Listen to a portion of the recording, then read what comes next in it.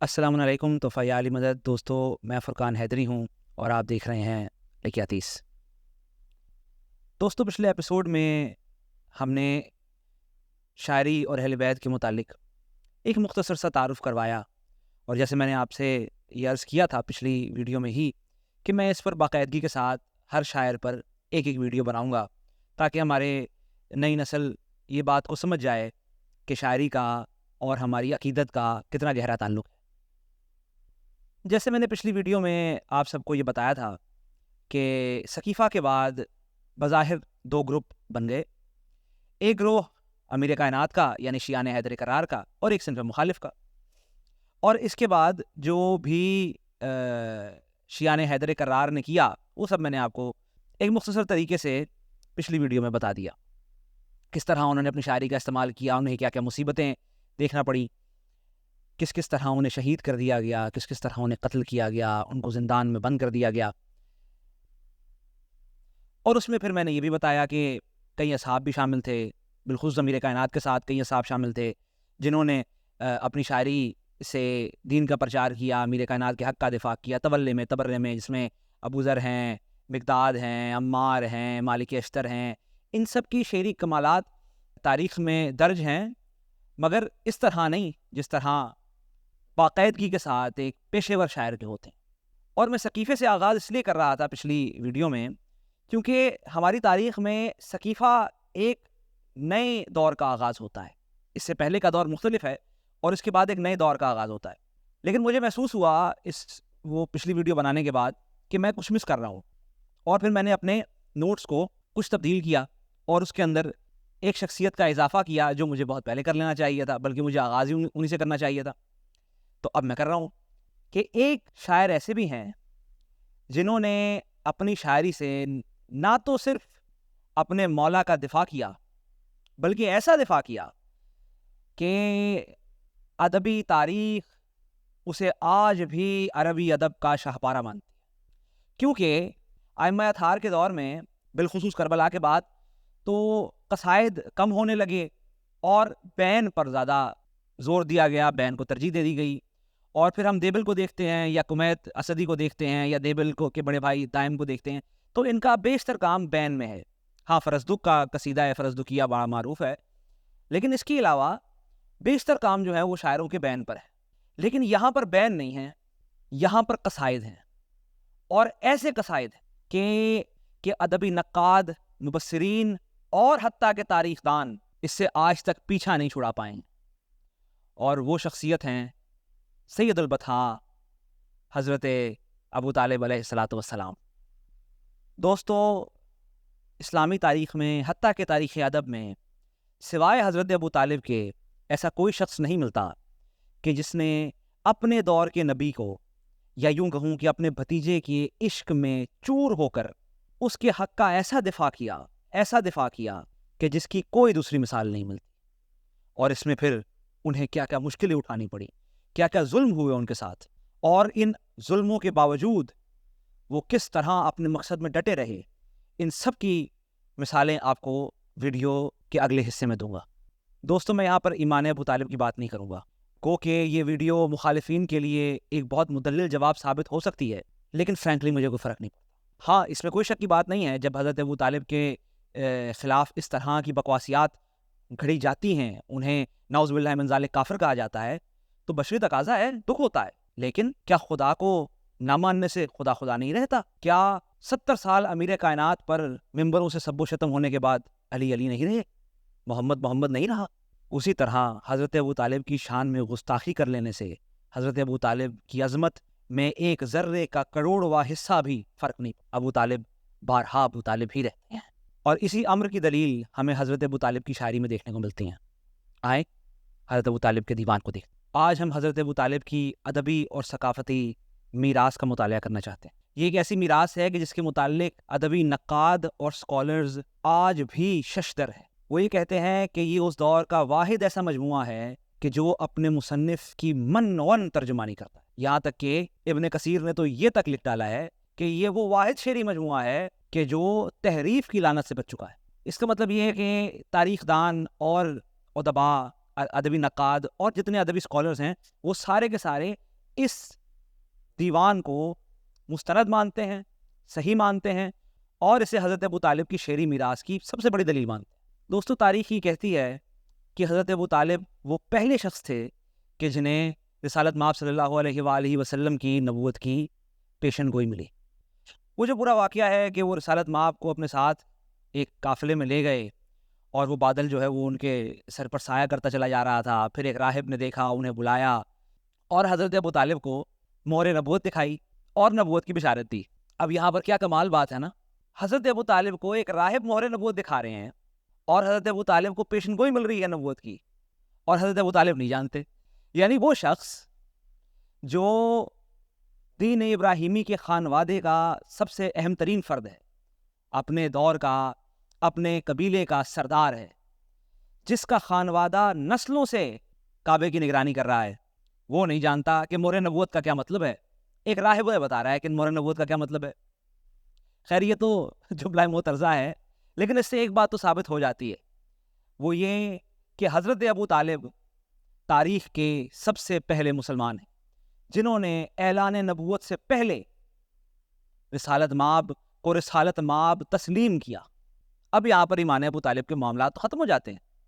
یعنی جب ایک شخص آپ کو کہہ رہا ہے، ان کا ورژن ہی مان لیتے ہیں، ایک شخص آپ کو کہہ رہا ہے کہ یہ مہر نبوت ہے، میں نہیں جانتا، بے شک میں خاندان ابراہیم سے تعلق رکھتا ہوں، میں نہیں جانتا کہ یہ مہر نبوت ہے، مان لی جناب آپ کی بات، لیکن اس کے بعد میں اسے تسلیم بھی نہ کروں، کیا بات ہے؟ یہ کون سا عاقل شخص ہے جو ایسا کرے گا؟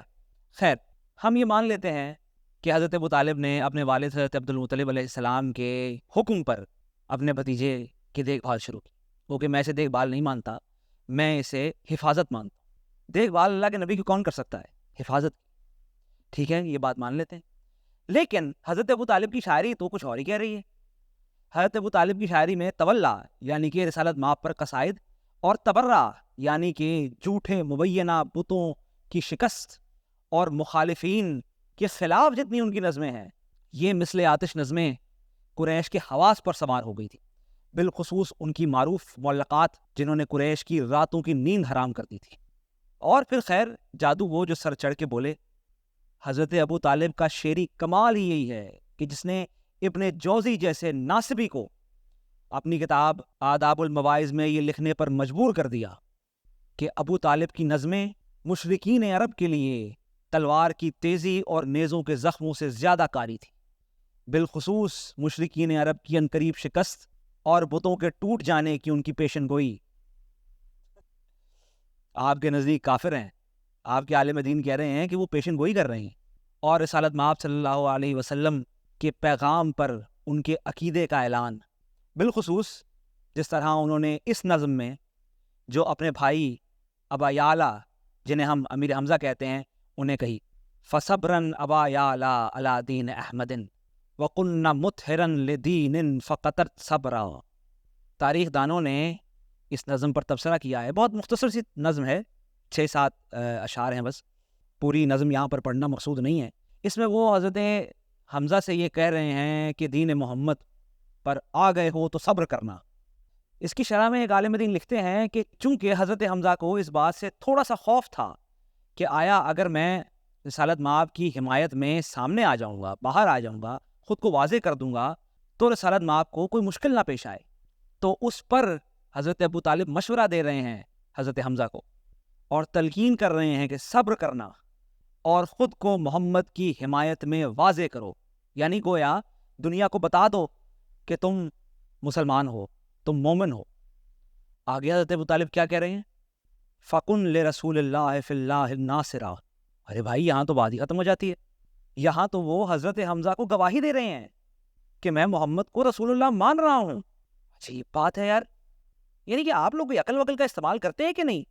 یعنی ایک طرف آپ انہیں کافر کہہ رہے ہیں اور ایک طرف وہ دین محمد کا اعلان بھی کر رہے ہیں اور محمد کو رسول بھی مان رہے ہیں، اور آگے حضرت حمزہ سے یہ کہہ رہے ہیں کہ میں خوش ہوں، مجھے مسرت ہوئی کہ تم بھی مومن ہو گئے۔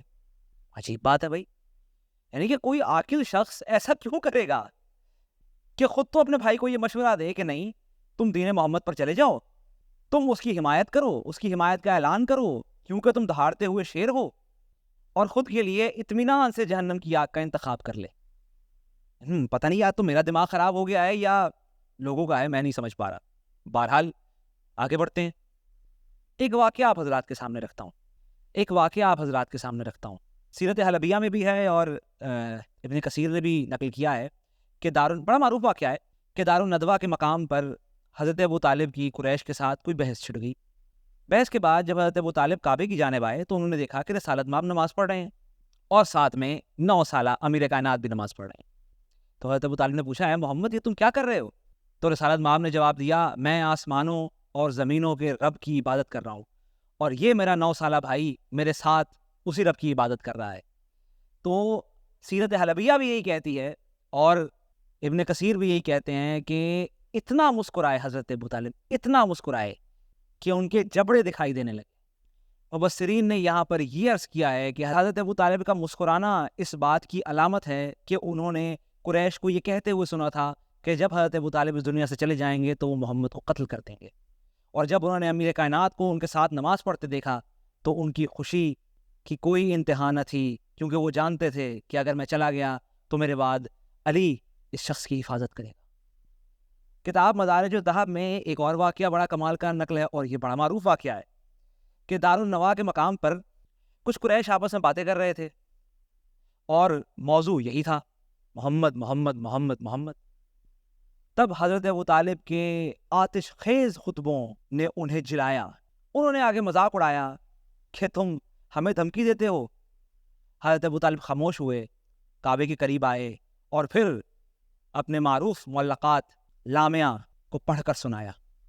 آج بھی عربی ادب کے نقاد اسے اس دور کی سب سے شاندار نظم مانتے ہیں. مورخین نے لامعہ پہ بہت توجہ دی. کئی صدیاں یہ عربی ادبا کے حواس پہ چھائی رہی. اس پہ بحثیں ہوئی کہ آیا اس کے کتنے اشعار ہیں. مثال کے طور پر بلادری نے 110 اشعار گنوائے ہیں، سیرت حلبیہ میں 92 اشعار نقل ہیں. بہرحال ہر ادیب اور ہر عالم اس بات سے متفق ہے کہ اس جیسا ادبی شاہکار نہ اس سے پہلے آیا نہ اس کے بعد آیا. الغرض دوستو بات یہ ہے کہ ہمیں حضرت ابو طالب کی شاعری میں صرف ایک نقطہ ملتا ہے، پورے دیوان کا صرف اور صرف ایک نقطہ ہے، محمد کی حمایت، محمد کی حفاظت اور محمد کے دشمنوں سے برات. اور اس پر اپنی شاعری کے تناظر میں حضرت ابو طالب کامیاب رہے ہیں. حضرت ابو طالب نے اپنی شاعری کے ذریعے ہمیں سبق دیا ہے، بلکہ ایک پیٹرن دیا ہے کہ اس طرح لے کر آگے چلنا ہے. آپ نے اس طرح محمد کے گھر والوں کی حمایت کرنی ہے اور اسی طرح محمد کے گھر والوں کے دشمنوں پر تبرہ کرنا ہے. دوستو رسالت مآب صلی اللہ علیہ وسلم کے یہ چچا نہ تو صرف ایک کمال کے جنگجو، کمال کے بہادر، اس کے ساتھ ساتھ ایک بہت بڑے ادیب اور ایک بہت بڑے شاعر تھے. اتنے بڑے شاعر کہ ابن جوزی نے یہ تک لکھا ہے کہ اس دور کے دیگر شاعر امرؤ القیس یا متنبی یا دیگر دور جاہلیت کے اتنے شعراء تھے، جب ان سب کے کلام سامنے رکھتے ہیں تو اس کے باوجود کہ حضرت ابو طالب کا کلام سنگل ڈائمینشنل ہے، صرف اور صرف محمد کی حفاظت، محمد کے دین پر ایمان اور محمد کے دشمنوں پر تبرہ ہے، صرف اور صرف یہی ہے، سنگل ڈائمینشن ہے. لیکن پھر بھی اس سنگل ڈائمینشنل کلام میں بھی ان سب شعراء سے، امرؤ القیس سے، متنبی سے، حضرت ابو طالب کا کلام بازی مار جاتا ہے. جب میں یہ ویڈیو بنانے کا سوچ رہا تھا تو میں کچھ نوٹس بنا رہا تھا. ادبی ٹیکنیکل معاملات کے تو میں نے نوٹس بنائے، لیکن کچھ احساس کی باتیں ہیں وہ بڑی پیچیدہ اور بڑی کمال کی. حضرت ابو طالب نے صرف محمد کا دفاع نہیں کیا بلکہ عشق میں ڈوب کر محمد.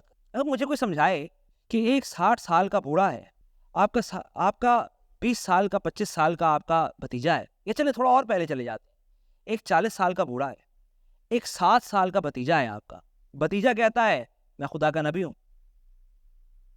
سمن و اطاعت. بھتیجا کہتا ہے کہ مجھ پر کتاب اترے گی، سمن و اطاعت. بھتیجا کہتا ہے کہ میں نے اس طریقے سے اپنے دین کا پرچار کرنا ہے، پہلے اتنی دیر مکہ میں رہنا ہے، پھر اس کے بعد مدینے چلے جانا ہے، سمن و اطاعت. کوئی مشورہ نہیں، کوئی تنقید نہیں، کوئی اعتراض نہیں، کوئی ہاں نہ مگر کیوں لیکن کچھ نہیں. بھائی آپ گھر کے بزرگ ہیں، آپ کا تجربہ ہے، آپ دین ابراہیمی کے خاندان سے تعلق رکھتے ہیں، آپ اپنے بھتیجے کو مشورے دے سکتے ہیں. حضرت ابو طالب کا عشق محمد اور عشق خدا اس معراج پر تھا کہ بے شک رسالت مآب 7 سال کے ہی کیوں نہ ہو، حضرت ابو طالب ان کے پیچھے سر جھکا کے چلتے ہیں، اور بخدا یہ عقیدت مجھے اور کہیں نظر نہیں آتی۔ ہاں، حضرت ابو طالب کے بعد صرف ایک ایسے شخص ہیں جن میں یہ عقیدت نظر آتی ہے، اور وہ امیر کائنات ہے، بس۔ لیکن حضرت ابو طالب کے محاصرین میں چاند سے نہیں بنتا ایسی عقیدت، ایسا کمال عشق کہ آپ کا 40 سالہ بھتیجا ہے، اس نے ایک دین کا اعلان کیا ہے، اس پر زمین تنگ کر دی گئی ہے، آپ 70-80 سال کے ہیں، آپ کا پورا قبیلہ ہے، آپ کے پوتے ہیں، پڑپوتے ہیں، بیٹیاں ہیں، لیکن نہیں، ایک محمد پر زمین تنگ کی گئی، پورا کا پورا خاندان بنی ہاشم شیب ابی طالب میں چلا گیا۔ 3 سال وہاں مشکلیں برداشت کرتا رہا، اور سب سے زیادہ مشکلیں برداشت کی حضرت ابو طالب۔ کیا کوئی آسان کام ہے 3 سال کا ظلم اور 80 سال کے بزرگ؟ لیکن نہیں، اس دور میں بھی حضرت ابو طالب کی پیشن گوئیاں حضرت ابو طالب کے دیوان میں آج بھی محفوظ ہیں۔ اس دور میں بھی حضرت ابو طالب کا یہی کہنا تھا کہ کافرین کی، مشرکین کی شکست ہوگی اور محمد کی فتح ہوگی۔ ارے بھائی، یہ کیسا کافر ہے جو اپنے گھر والوں کی، اپنے پیٹی بھائیوں کی شکست کا اعلان کر رہا ہے، اور محمد جو کہ اس کے دین کے بھی نہیں ہے ان کی فتح کا اعلان کر رہا ہے؟ بھائی ایسے شخص کی مجھے تو سمجھ نہیں آتی، آپ کو آتی ہے، آپ مجھے سمجھا دیں، لیکن میں یہ ضرور کہتا ہوں کہ ایسے شخص پر میری جان قربان، میرے والدین کی جان قربان، میری اولاد کی جان قربان۔ یہ وہ شخص ہے جس نے ہمیں سیکھ دی ہے کہ آپ نے اس طرح لکھنا ہے، اس طرح پڑھنا ہے، اور اس کے بعد اس طرح برداشت کرنا۔ حضرت ابو طالب نے ہمیں سکھایا ہے کہ عقیدے پہ کوئی کمپرومائز نہیں۔ اس کی بنیاد ہی حضرت ابو طالب نے رکھی ہے کہ عقیدے پہ کوئی کمپرومائز نہیں۔ ناظرین، یہ تھی آج کی ویڈیو، اسی کے ساتھ مجھے اجازت دیں، انشاءاللہ اگلے ہفتے ایک نئی شخصیت کے ساتھ آپ کے پاس آؤں گا اور ان کے کمالات آپ کو سناؤں گا۔ تب تک مجھے اجازت دیں، میں ہوں فرقان حیدری اور آپ دیکھ رہے ہیں لکھیاتیس۔